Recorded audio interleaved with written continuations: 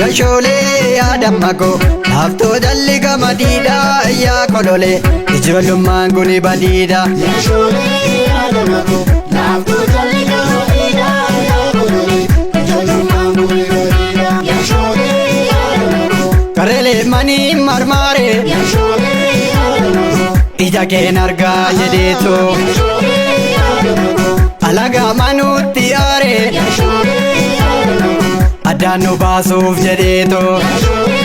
adamago turii taa'ee taasii eega Yashole adamago asin qixxeessu ormaanii Yashole adamago kan garaa garaatu beeka Yashole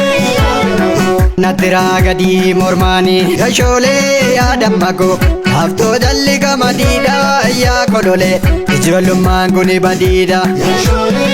adamago hafto dalli gamadida ya kolole ijolumman guni badida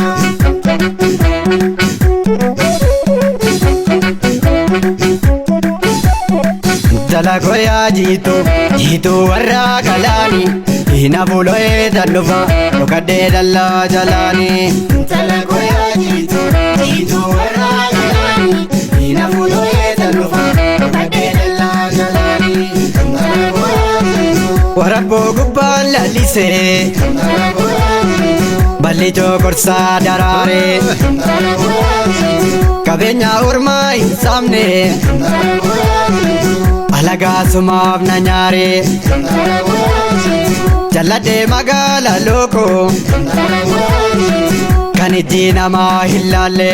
Talagoya jitu oromiyaa addaatti eega Talagoya jitu hortee guddaa siinan beeka Talagoya jitu jiituu warraa galaani hina bulo'ee tannufa dhokadhee dallaa jalaani hina bulo'ee tannufa dhokadhee dallaa jalaani hina bulo'ee tannufa dhokadhee dallaa jalaani.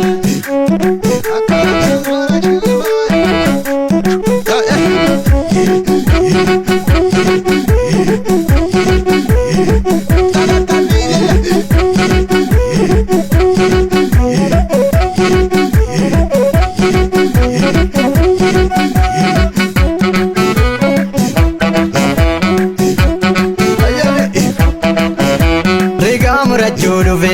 balbala oddoo warra gaaddisaa rigaa murachuu dhufe balbala oddoo warra gaaddisaa dhugaa miliqtee galtee dharatu bineensa si nyaachisa dhugaa miliqtee galtee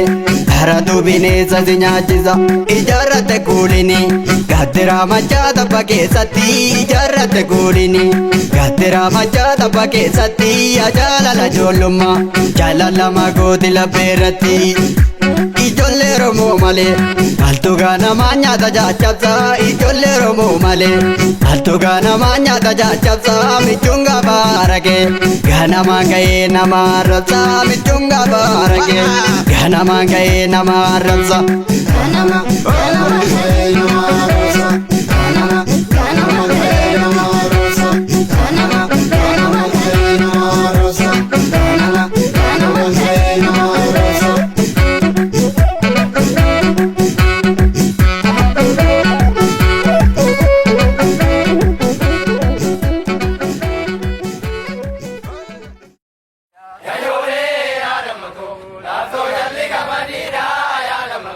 Ijoollummaan kuni badiidha.